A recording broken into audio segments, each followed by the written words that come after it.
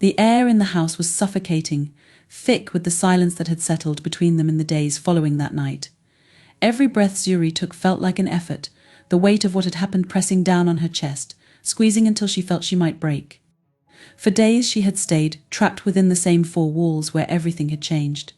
She tried to act normal, to go through the motions, but her body betrayed her. Each time Elias entered the room, her skin would prickle with unease, her stomach twisting in knots, her pulse quickening in fear and disgust. She could barely meet his eyes, not that he sought her gaze anymore. He kept his distance too, their interactions reduced to fleeting, wordless exchanges, both of them existing in a fragile truce of avoidance. But the air grew heavier with each passing hour, the silence more unbearable, until Zuri knew she couldn't stay. She couldn't live in this prison of unspoken truths, where the walls themselves seemed to watch her, reminding her of everything that had been shattered. She wasn't safe here, not from Elias, and not from the growing storm of emotions inside her. She needed to leave. She needed to escape, to breathe air that wasn't tainted by the memory of what he had done, what they had become. The decision had been growing inside her for days, creeping up on her in the long, sleepless hours of the night. She had lain awake, staring at the ceiling, the darkened room pressing in on her. The blankets felt too heavy, the mattress too firm, and no matter how she shifted, there was no comfort. Her body refused to relax, every muscle tense, braced for something, though she didn't know what.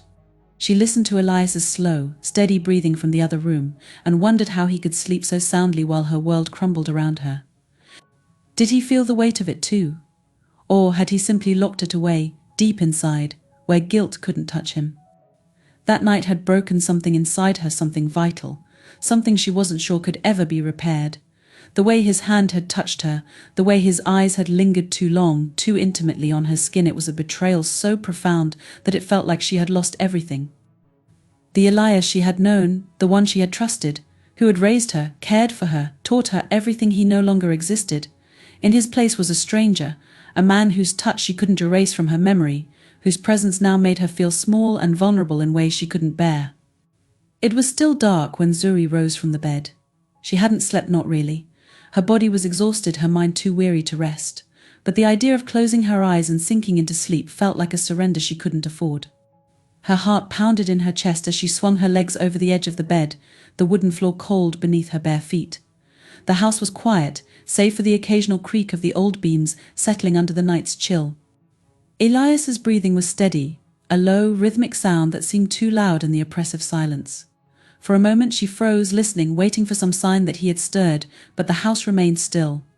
Zuri moved carefully, slowly. Her hands shook as she gathered her few belongings, though there wasn't much to take. A small bundle of clothes, the simple necklace her mother had given her before she died, a pair of worn sandals. She worked in silence, her movements deliberate, trying not to make a sound. Every creak of the floorboards beneath her feet felt like a scream in the stillness, but she pressed on, her heart racing with the urgency of what she was about to do. She didn't know where she would go. She hadn't allowed herself to think that far ahead. Leaving was the only thought that mattered now. She would figure the rest out later somehow. The village wasn't large, and everyone knew everyone, but she couldn't stay here, not with him, not after what had happened. The idea of staying, of continuing to share this space with Elias, filled her with a cold dread that seeped into her bones. The thought of his presence, always there, hovering on the edge of her awareness, was unbearable. She needed to get out. She had considered leaving before, but fear had always kept her rooted in place. Fear of the unknown, fear of being alone, fear of what might happen if she left. Elias had been her protector for so long, her anchor in a world that had taken everything from her. Without him, she was adrift, with no family, no one to turn to. But now, the fear of staying outweighed the fear of leaving. She would rather face the uncertainty of the world outside than the certainty of his presence in the house. The door to the house was old, its hinges rusted and prone to creaking, but Zuri had learned how to move it quietly. She had done it many times before, sneaking out to the fields as a child to avoid punishment for staying out too late, or slipping away to the river when she needed time alone. Tonight, though, it felt different. The weight of this departure was heavier, more final. She wasn't sneaking away for a few hours of peace, she was leaving for good. She pulled the door open slowly, the wood cool and smooth under her fingertips. The faintest creak echoed in the stillness, and she held her breath, waiting, listening. Elias's breathing remained steady, uninterrupted. The night air rushed in, cool and fresh against her skin, a stark contrast to the suffocating atmosphere of the house. Zuri stepped outside, her heart hammering in her chest. The village lay quiet before her, the shapes of the huts barely visible in the pre-dawn light, the fields stretching out into the distance, bathed in shadow. For a moment she stood there, her breath coming in shallow bursts, her body trembling with the enormity of what she was about to do. She felt the weight of it all pressing down on her life with Elias, the village she had grown up in, the uncertainty of what lay ahead. But the air out here felt different, lighter, cleaner. It wasn't tainted by the memory of what had happened. It wasn't heavy with the unspoken tension that filled the house. Out here she could breathe. Zuri didn't look back. She didn't want to see the house again, didn't want to give herself the chance to second-guess her decision. If she looked back, if she hesitated for even a moment, the fear might overtake her, and she couldn't afford that. She needed to leave, to put as much distance between herself and Elias as possible. The path ahead of her was familiar, but it felt strange now, as though it belonged to a different life, a life she had left behind in that house. Her feet moved quickly, carrying her away from the only home she had ever known, away from the man who had been everything to her and who had now become a stranger.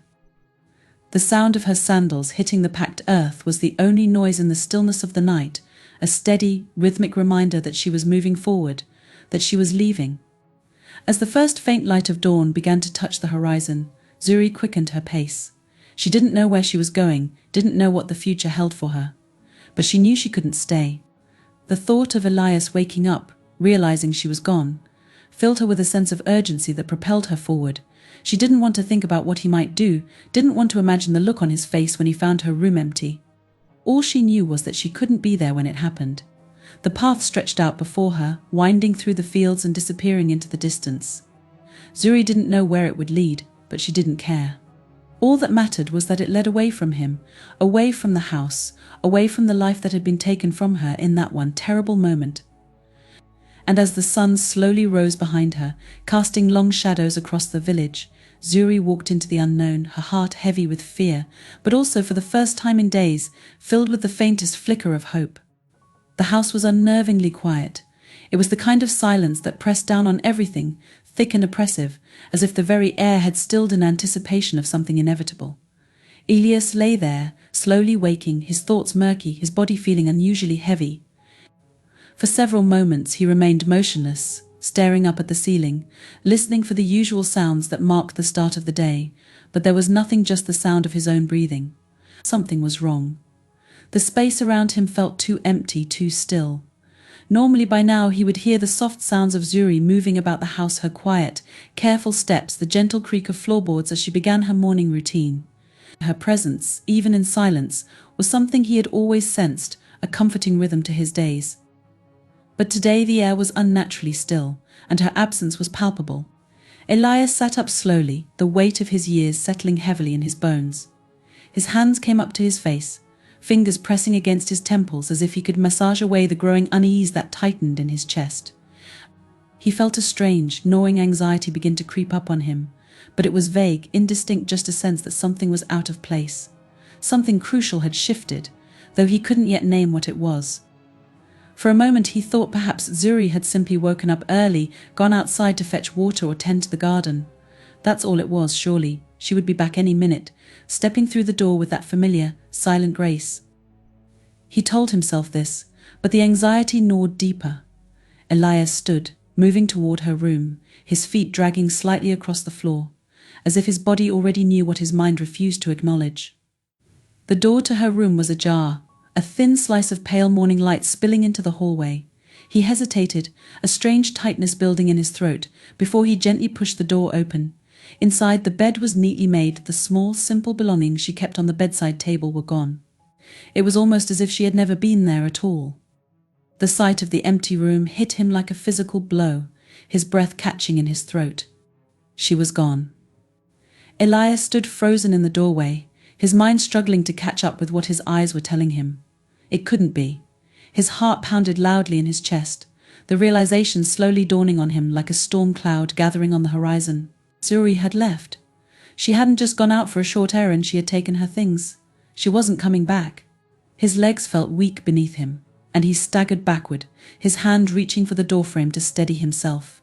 His breath came in shallow, ragged gasps as the enormity of it all began to sink in. Zuri was gone. She had left him, and he knew why. He had known this moment was coming, had felt it in the growing silence between them, in the way she had avoided his eyes, in the way the air around them had thickened with tension ever since that night. The weight of his guilt crashed down on him all at once. It suffocated him, pressing against his chest until it felt like he couldn't breathe. Elias stumbled back into the main room, collapsing into his old, worn chair by the fire. He sat there, hunched over, his hands shaking as they clutched the armrests. His mind raced, a chaotic storm of thoughts and emotions swirling together, but the loudest, most crushing thought was this: it was his fault. For years, Elias had been the one constant in Zuri's life, the protector, the mentor, the father figure. She had trusted him completely, and he had destroyed that trust in one reckless, unforgivable moment.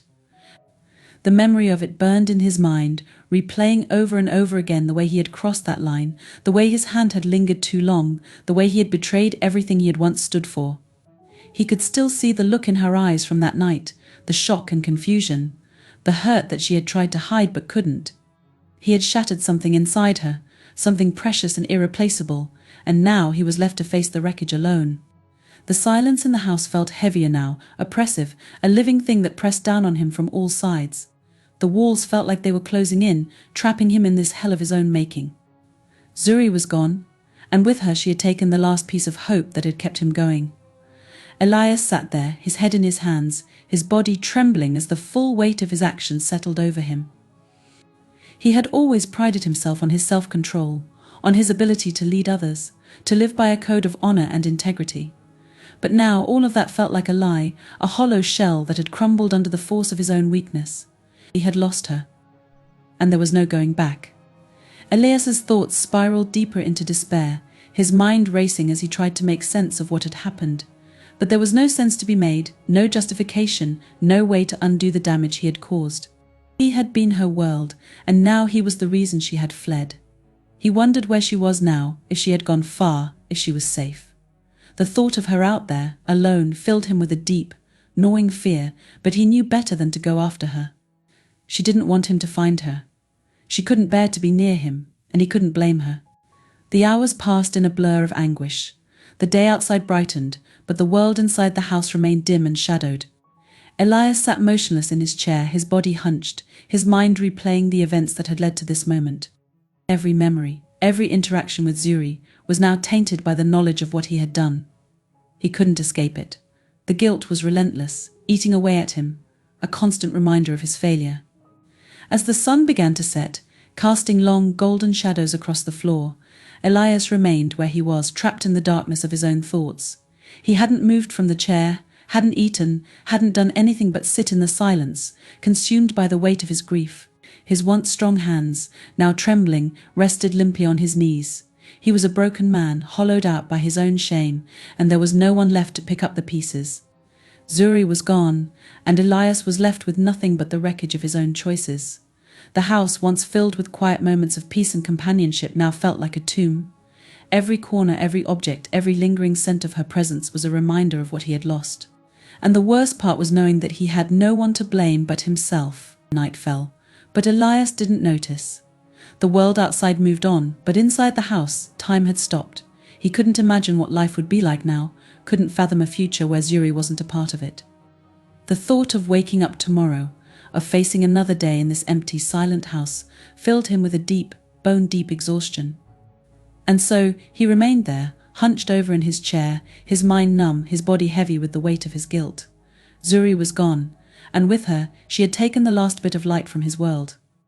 Elias was alone now, truly alone, and he knew that there was no way back from the darkness he had created.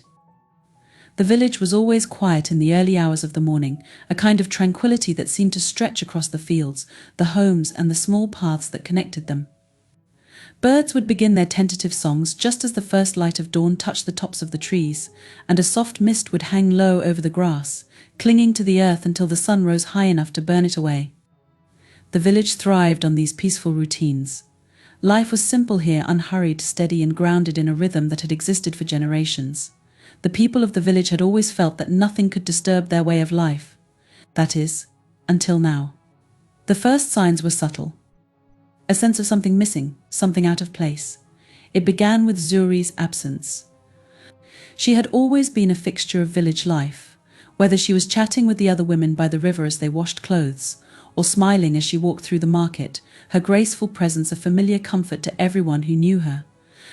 Zuri was the kind of person whose absence would never go unnoticed for long, especially in a village where everyone knew everyone else's business.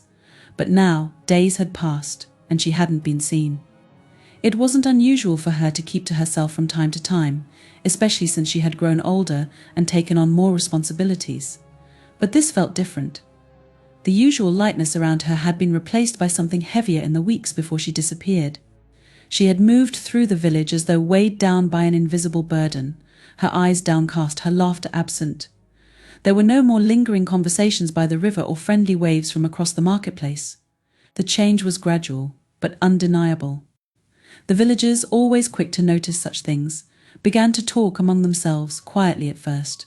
People exchanged glances during the morning gatherings at the well, their whispers blending with the splash of water as they filled their buckets.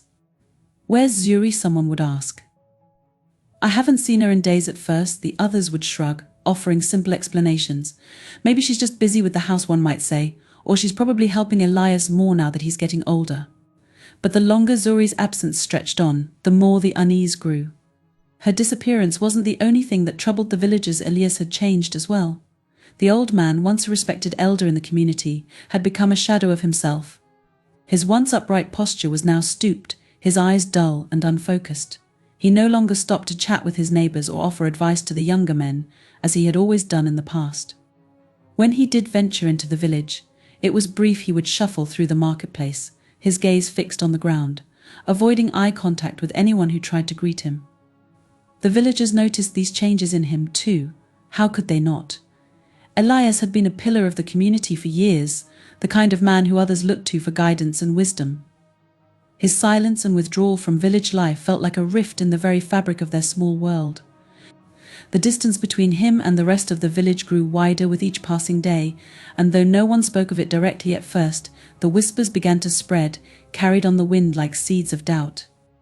At the river, where the women gathered each morning to do their washing, the conversation shifted from the usual gossip to hushed speculation. "Have you seen Elias lately?" one of the younger women asked, glancing over her shoulder as if she expected someone to overhear. "He's been acting strange." "He doesn't look well," an older woman replied, shaking her head as she scrubbed a piece of fabric in the water. "I've known Elias my whole life and I've never seen him like this. Something's wrong." The others murmured in agreement, their hands working rhythmically but their minds clearly elsewhere. They couldn't quite put their finger on what had changed, but it was impossible to ignore. Elias had always been steady, reliable, a fixture of the village just as much as the river or the trees. But now that steadiness was gone, replaced by something darker, something none of them could understand. The tension in the air grew heavier as the days passed. People continued to go about their daily routines, men working in the fields, children playing in the dusty streets, women tending to their homes, but there was a new undercurrent to everything. It was as though the entire village was holding its breath, waiting for something to happen, though no one could say exactly what that something was. The marketplace, usually a bustling center of activity where villagers bartered and exchanged news, had become quieter. Conversations that once flowed easily were now tinged with unease. When Elias did appear, people would lower their voices, their words barely more than murmurs as they watched him pass. His once proud gait was now a slow shuffle, his head bowed as though he carried a great weight on his shoulders. The villagers watched him with a mixture of pity and suspicion, but no one dared to approach him. No one dared to ask what had happened. And then, of course, there was Zuri. She had always been the bright spot in Elias's life, the one who brought warmth and laughter to their home after the tragedies they had both endured. But now she was gone. The more the villagers talked, the more the sense of something wrong grew. Zuri's absence was no longer just a curiosity, it had become a source of anxiety, a mystery that hung over the village like a dark cloud. At first, a few of the younger men had gone to Elias's house to check on her, to see if perhaps she had fallen ill or was simply avoiding the village for some reason. But their knocks at the door went unanswered. When Elias did eventually appear, he offered no explanation, no reassurance. He barely spoke at all. His silence only fueled the rumors. "What do you think happened?" one of the men asked as they gathered by the well one morning. His voice was low, cautious, as if the mere act of speaking the question out loud might bring some unwanted truth into the light. Another man shrugged, glancing toward the distant outline of Elias's house. "I don't know, but it doesn't feel right, does it? Zuri was always so full of life. And now—" He didn't finish the sentence, but the others knew what he meant. The empty space where Zuri should have been felt like a wound in the fabric of the village, and it was growing larger with each passing day. The women at the river noticed it too. As they bent over their washing, their conversations became more speculative, more pointed. "It's not like her to just disappear," one of them said, her hands pausing in their work. "She would have told someone if she was leaving, wouldn't she?" Another woman, older and wiser, pursed her lips and shook her head slowly. "There's something going on in that house. I can feel it. Too much silence means too many secrets." The others exchanged uneasy glances, but no one said more.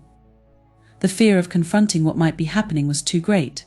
In a small village like theirs, secrets didn't stay hidden for long, but they had a way of festering in the shadows until they could no longer be ignored. The villagers sensed that something terrible was lurking just out of sight, something that would eventually come to light, but none of them were prepared to face it yet. The village itself seemed to change, the air growing heavier, the usual bustle of daily life, now tinged with quiet dread. People still worked, still went about their lives, but there was a distance between them now, an unspoken understanding that something was wrong, though no one could yet say what. The laughter of children seemed more subdued, the conversations more guarded, as though everyone was waiting for the storm to break. And still Zuri remained absent. Elias remained silent, and the village watched, uneasy and uncertain, as the shadow between them continued to grow. It was only a matter of time before the truth came out, before the storm that had been brewing finally broke. The villagers didn't know when it would happen or how, but they could feel it in the way the air seemed thicker, in the way every interaction felt charged with an unspoken tension. Something was coming, and when it arrived, it would change everything. For now they waited. They watched the empty road that led to Elias's house, their eyes scanning the horizon for any sign of Zuri, but the path remained empty. And with each passing day, the weight of the unknown pressed down on the village, heavier and more oppressive, until it was all anyone could think about. The village had changed, and though life went on, it would never be the same again. The sun was low in the sky when Zuri returned, casting long shadows across the village. The air was heavy, thick with the late afternoon heat, and the villagers, tired from their day's work, were slowly making their way toward the center of the village for the evening service. The small church, with its worn wooden beams and simple, unadorned walls, stood as a familiar gathering place for everyone. As usual, the villagers gathered quietly, exchanging brief pleasantries before slipping inside to find their usual spots. The mood was subdued, as it had been for days now, though no one spoke openly about why. The absence of Zuri still hung over the village like a dark cloud. The people had grown accustomed to her presence, the sound of her soft laughter, her graceful movements, the way she carried herself with quiet strength. Her sudden disappearance had unsettled everyone, though they rarely voiced their concerns. Elias's withdrawal from the village had only added to the growing unease. And so when Zuri appeared at the edge of the village, walking slowly but with purpose, her return sent ripples through the stillness of the evening. At first, no one noticed her. The fading light played tricks with their eyes, and the villagers were too focused on their quiet conversations, their thoughts on the service ahead. But as Zuri moved closer, her figure becoming clearer in the dimming light, one by one, the villagers turned toward her, their eyes widening with recognition. It was as if a ghost had materialized before them, a spectre from a past that had become shrouded in mystery. Zuri walked with measured steps, her head held high but her face pale and drawn. There was a new tension in her body, a weight that hadn't been there before. The villagers, once so eager to greet her, now found themselves hesitant, unsure of what to say. Their whispers, quiet at first, grew louder as more people turned to see her approaching. But Zuri said nothing. Her steps were slow but determined, her eyes fixed ahead, never once meeting the curious gazes of those who watched her. The air around her seemed to shift as she passed, as if the very atmosphere of the village had changed with her presence. There was something different about Zuri now, something heavy and unyielding. She wasn't the same girl they had known, the one who moved with lightness and ease. Now there was a darkness to her, a kind of quiet storm that surrounded her, pushing the villagers back even as they longed to understand where she had been, what had happened. The murmurs grew louder as she approached the church. It had been weeks since anyone had seen her, and yet here she was, walking as if nothing had changed, as if the time away had been a dream. But the village had changed, and so had she.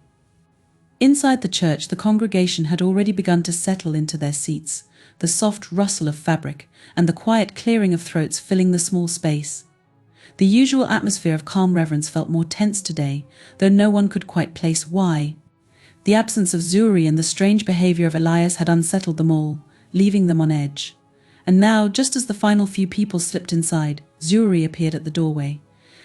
Her arrival was sudden, and yet it felt as though the entire village had been waiting for this moment. The low hum of conversation halted abruptly, the church falling into a heavy silence as Zuri stepped into the doorway, her figure backlit by the last of the fading light.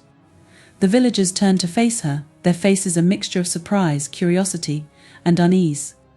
Zuri stood there for a moment, her eyes scanning the room.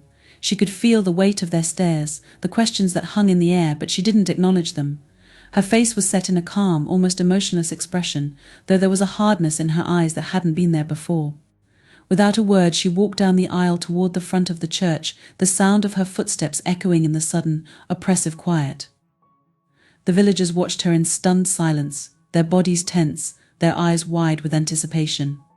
It was as if time had slowed, every step she took dragging out the moment into something unbearably long and charged with emotion. Elias sat near the back of the church as he always did, his head bowed, his shoulders hunched with the weight of guilt and shame. He had not noticed her yet, too lost in his own thoughts. But as Zuri drew closer to the front, something shifted in the air around him, and he looked up. The moment their eyes met, the tension in the room became unbearable. Elias's face drained of color, his hands gripping the edge of the bench in front of him, as if to steady himself. Zuri's gaze was unwavering, cold and distant, and though neither of them spoke, the unspoken truth between them was palpable. It hung in the air like a dense fog, thick and suffocating, filling the small space of the church with a heaviness that pressed down on everyone present. Zuri did not stop walking. She moved past Elias without a second glance, making her way to the front of the church where she stood, silent and still, her back to the congregation. The villagers held their breath, waiting, not knowing what was about to happen but sensing that whatever came next would change everything. The air inside the church was thick with anticipation, the weight of unspoken words pressing down on them all. Zuri stood there for what felt like an eternity, the silence stretching out until it became unbearable. And then, without warning, she turned to face the congregation. Her expression was calm, but there was a fire behind her eyes, a quiet fury that simmered just beneath the surface. She didn't need to speak for them to understand that something had shifted, that the Zuri who had left the village was not the same as the one who had returned. And though the villagers did not yet know the full truth of what had happened, they could feel it in the air, in the way Zuri carried herself, in the way Elias had crumbled under her gaze. Something terrible had passed between them, and the storm that had been brewing for so long was about to break. The village would never be the same again. Elias had always been a towering figure in the village, both in stature and in reputation. There was a time when his presence alone could still a room, when his wisdom and steady hand commanded respect from everyone who sought his counsel. For years he had been a pillar of the community, guiding the younger generation, resolving disputes, and offering guidance to those in need. His silence, once seen as a mark of deep thought, had always carried weight, making the words he did speak seem all the more powerful. But now that silence was different. It had grown heavier, darker. What had once been the quiet confidence of a man in control of his world was now the silence of someone consumed by shame. Elias moved through the village like a shadow, his once broad shoulders now hunched, his steps slow and uneven. The villagers could sense the change, though none of them knew the full story. All they had were whispers, fragments of rumors that drifted on the wind, but never settled long enough to form a clear picture. As the days turned into weeks after Zuri's disappearance, Elias became more and more withdrawn. He barely left his home, and when he did, his face was pale and drawn, his eyes empty. The few times he ventured into the market, the villagers gave him space, their usual greetings replaced with uncomfortable silence. His presence had become unsettling, and though no one spoke of it directly, everyone knew something was wrong. The children, who once ran to him with their questions and curiosities, now kept their distance, their parents ushering them away with nervous glances. The village, small as it was, thrived on routine and connection. Elias had once been at the heart of that rhythm, but now he was disconnected from it. Where he once stood tall and confident, he now seemed smaller, diminished. His movements, once purposeful, were now hesitant, as if every step was weighed down by an invisible burden. The villagers felt it, the heaviness that clung to him, the sense of something broken beyond repair. It wasn't just his absence from the marketplace or the gatherings that the villagers noticed. It was the way he carried himself, the way his eyes seemed to avoid contact, always looking down or off into the distance as though he were trying to escape the present. The conversations that used to pause in reverence when he entered a room now fell silent for an entirely different reason. The air would thicken with the tension of unsaid things, and the villagers would exchange furtive glances, each one wondering what had happened to the man they had once known. Elias had fallen from grace, though the fall itself had been slow, gradual, like a stone sinking into deep water. It had started with Zuri's departure. Her absence was the spark that set the village on edge. She had been such a constant, such a vital part of Elias's life, that when she disappeared without explanation, it felt as though the very foundation of their small world had shifted. The villagers whispered about it endlessly. Where had she gone? Why had she left so suddenly? At first people had assumed it was temporary, that Zuri would return after some time, perhaps having visited a distant relative or simply taken some time away. But as the days passed and no one saw her, those whispers turned darker. Questions began to surface, unspoken but present in every glance, every uncomfortable silence that followed Elias wherever he went. The village could sense the change, though none of them were brave enough to confront it directly. The elders, who had once sought Elias's advice on matters great and small, now avoided him. They held their meetings without him, their discussions quieter, more tense. It was as though they feared that by involving him, they might become tainted by whatever darkness now hung over him. His isolation grew deeper, more pronounced, as the village slowly turned its back on him, one by one. The turning point came at the church. It was the only place where the entire village gathered together, and it had always been a place of unity, of community. Elias, even in his diminished state, had continued to attend, though he sat at the back, his presence barely acknowledged. The others had begun to avoid sitting near him, his once commanding presence now an uncomfortable reminder of the things they didn't understand, of the questions no one dared to ask. On the day Zuri returned, the atmosphere in the church shifted. The air was thick with tension, an unspoken knowledge that something was about to happen. When Zuri stepped into the church, the shock that rippled through the congregation was almost palpable. Everyone had turned to see her, their eyes wide with surprise and curiosity, but it was Elias who seemed to crumble the most. He had been sitting quietly, his head lowered as usual, when the doors opened. The moment Zuri walked in, he seemed to sense it. His head lifted slowly, almost as though he were afraid of what he might see, and when his eyes met hers, it was as though the weight of the world had finally crushed him. The color drained from his face, and for a moment he sat frozen, unable to move or speak. The silence in the church was absolute. The villagers watched, their breath held, as Zuri walked past Elias without a word, her gaze steady, her expression unreadable. She didn't need to say anything, her return alone was enough. The weight of what had happened, the truth that had been hiding in the shadows, now hung between them, heavy and undeniable. Elias sat there, his body trembling, his hands gripping the bench in front of him as though it were the only thing keeping him upright.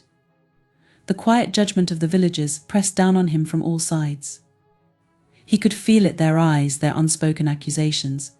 It was as though the walls of the church had closed in around him, leaving him trapped in the very thing he had been running from for weeks, his own guilt. When Zuri finally turned to face the congregation, her eyes swept across the room, lingering briefly on Elias before moving on.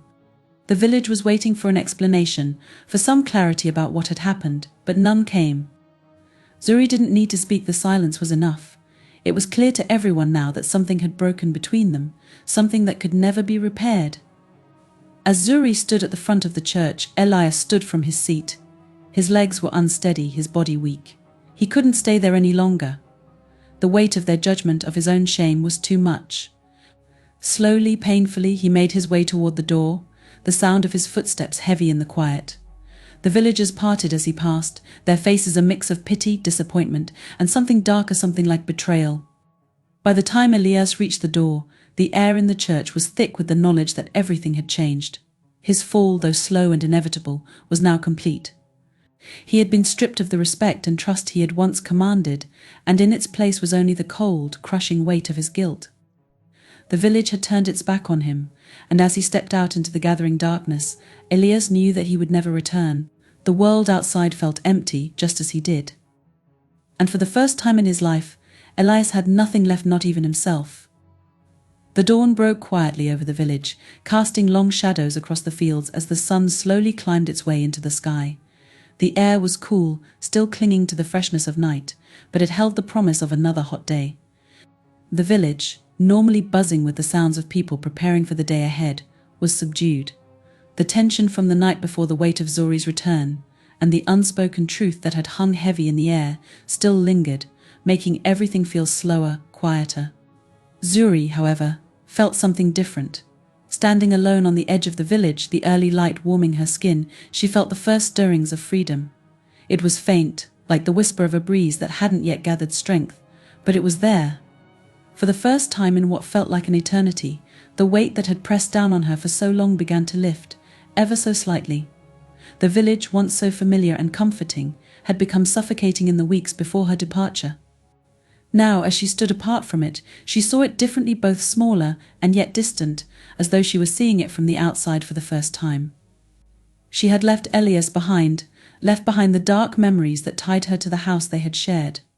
His betrayal had shattered something deep within her, something she wasn't sure could ever be mended. And yet, as painful as it had been, as much as it still hurt, there was something else now, something that felt like a faint spark of life flickering inside her, growing warmer with each step she took away from the past. Zuri had no plans. She hadn't thought about what came next, not really. The return to the village the day before had been more about confronting the truth, about no longer hiding from what had happened. And now, with that chapter behind her, she was left standing on the edge of an uncertain future. But that uncertainty didn't frighten her the way it once might have. It was strange how something that had once seemed so terrifying now felt like a possibility, a doorway she could step through into something new. The villagers had seen her. They had watched her return in silence, their eyes filled with questions, with worry, with pity. But Zuri didn't care what they thought anymore. She had spent too long caring about how they saw her, too long worrying about her place in their world. Now she felt like a ghost walking through their lives, no longer tethered to the expectations that had once bound her. She was free. As the day wore on, Zuri began to make her way toward the river, the place where she had always found solace. The coolness of the water, the steady, familiar sound of the current moving over the rocks, it had been her refuge in the days before everything had changed, and it still called to her now. She moved slowly, her bare feet brushing against the soft earth, feeling the world beneath her with each step. Every part of her felt raw, exposed, as though the events of the past days had stripped her down to her most essential self. But that was where she needed to be. The riverbank was quiet when she arrived. The water sparkled in the early morning light, the gentle sound of it flowing downstream filling the air with a kind of peace she hadn't felt in so long. Zuri knelt by the water's edge, dipping her fingers into the cool stream. She watched the ripples spread outward, widening across the surface, and felt a small sense of release. It wasn't much, just a flicker of relief, but it was enough.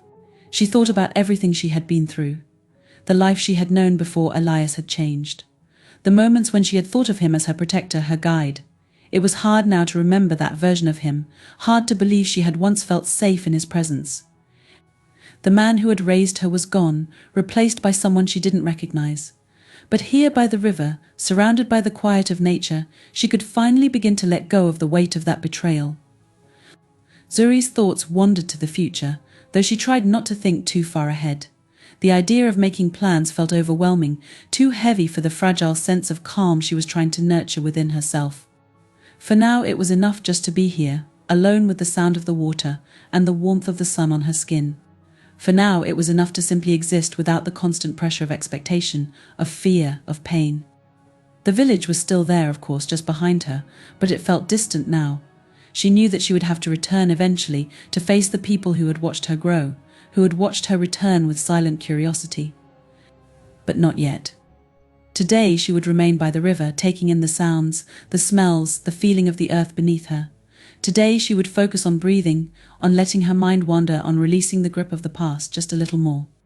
The sun rose higher, and with it, the day grew warmer. Zuri felt the tension in her body begin to ease little by little, as she sat on the riverbank, her fingers trailing through the water. There were no answers here, no sudden revelations, but there was a kind of peace. A small, quiet peace that wrapped itself around her like a soft blanket. The pain was still there, but it no longer controlled her. The memories would never leave, but they no longer felt as sharp, as overwhelming. Zuri closed her eyes, letting the warmth of the day sink into her skin. She didn't know what would come next, didn't know what her place in the village or outside of it would be. But for the first time, the uncertainty didn't frighten her. The possibilities felt endless, open. She wasn't bound to anyone or anything. She was no longer defined by the choices Elias had made, no longer defined by the role the village had once assigned her. She could be anyone now, do anything. She opened her eyes and looked out across the river. The water flowed on, indifferent to her presence, continuing its journey toward a place she couldn't see. And maybe that was how it was meant to be. Maybe she was like the river now, moving forward, not knowing exactly where she was headed, but trusting that the path would take her somewhere new, somewhere different, somewhere she could start again.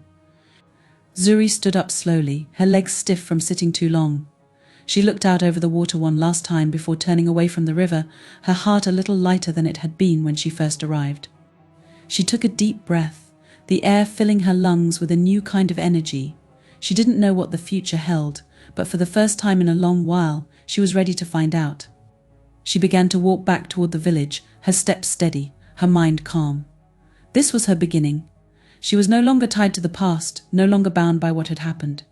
Whatever came next, she would face it. And as the sun continued its slow climb into the sky, Zuri felt, for the first time, a sense of quiet hope.